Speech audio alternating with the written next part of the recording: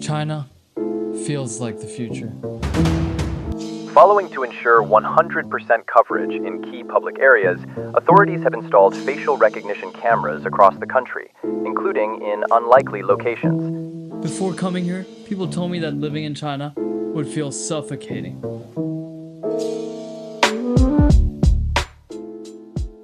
Now that I've been here for a year, it doesn't feel that way.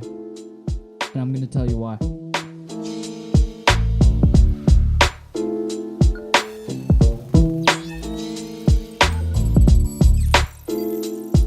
Before I came here, people told me that the supervision here is excessive.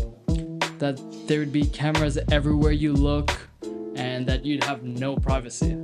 And I can tell you, unless you're out specifically looking for these cameras, they're easy to miss. After being here for a year, I've gone days without seeing one because at the end of the day, it's not the cameras that disappear, it's your awareness of them that does.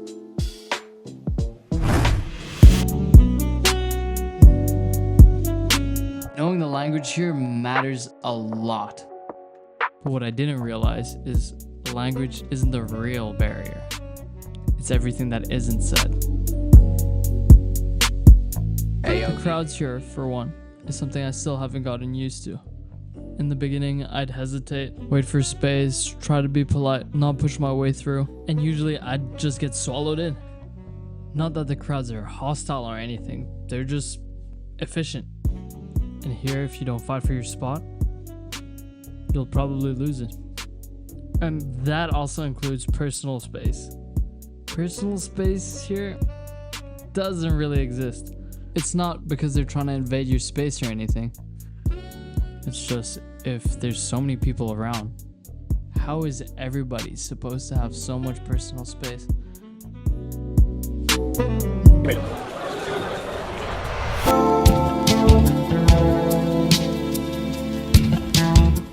In most countries, being a foreigner comes with criticism from locals. Here, even if that's sometimes the case, people are usually just curious where you're from, what you're doing here, and if you speak Chinese, why you speak Chinese. I'm not saying you're not gonna stand out here. You might, especially if you look very different. But even though being a foreigner makes you visible, it also buys you patience and leniency. After being exposed to delivery in China, it makes it way too easy to get comfortable with ordering things.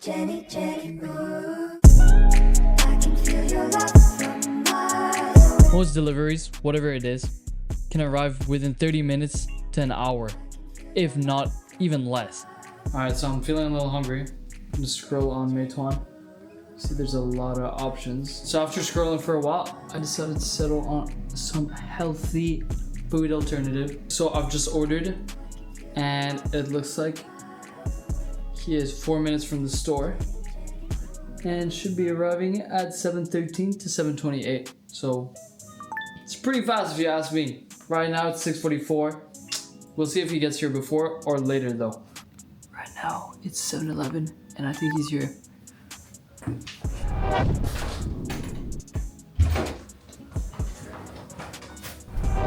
There you go. 7-Eleven. It took even less than the expected time, which is crazy. Going back to wherever you're from, it changes your expectations. You start to get a little lazy, maybe when cooking or buying things from shops. You start to get impatient when waiting for deliveries abroad. Or think that deliveries are just too expensive. What it does is raise your standards, which you don't realize until you don't have any more. In the end, Chinese efficiency did impress me. It recalibrated me.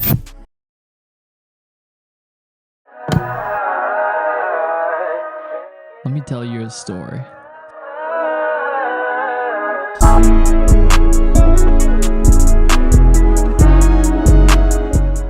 On the way back from school one day, I lost my phone when driving my e-bike. And the problem was I only realized maybe 15 minutes after it happened. So I had to drive all the way back and look around, and unfortunately it wasn't even there.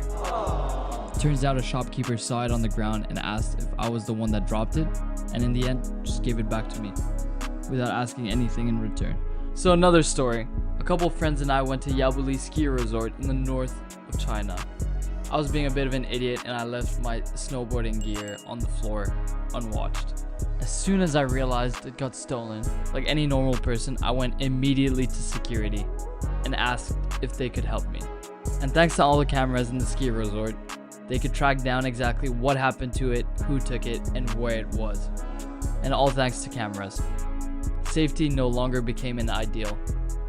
It became a feeling.